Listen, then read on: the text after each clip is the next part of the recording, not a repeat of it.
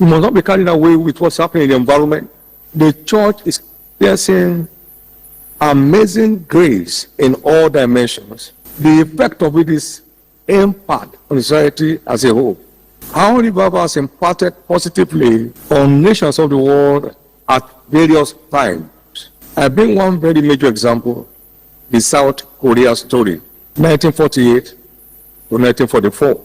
South Korea in 1945 was said to have a population of 24 million, and only 400,000 were Christians. That is 1.6% of that population were Christians. The per capita income of the country then was $50, which was considered one of the poorest countries in the world.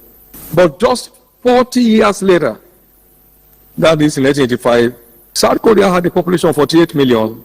By this time, 12 million were Christians. That is 25% of the entire population.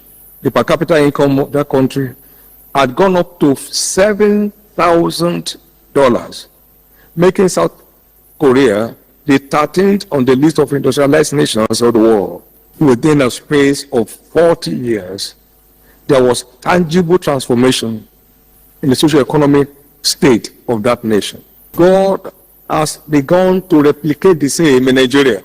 Beginning in the mid-70s, a spiritual revival broke out in Nigeria, beginning among the students of higher institutions. This later began to overflow into the cities and towns, resulting in tens of thousands of thriving fellowships and churches. In the early 80s, the fallout of this awakening in the campuses could be said to have led to the establishment of charismatic churches, leading to the salvation and establishment of multitudes in the faith, in their millions, I believe, as this way began to blow across the nation.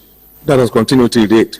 This spiritual awakening has resulted in some degrees to the socio-economic state and growth of this country, and that in several ways. For example, a host of major players in the economy have their root in the church.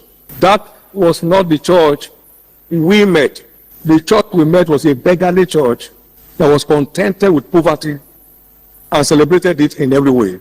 But within this period, we have no statistical data, but the number of employers of labor that has arisen in the church is a lot.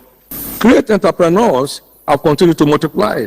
I know a young graduate that now has about 150 people who are graduates working in his establishment. That was never so before. Every graduate goes about from place to place looking for a job.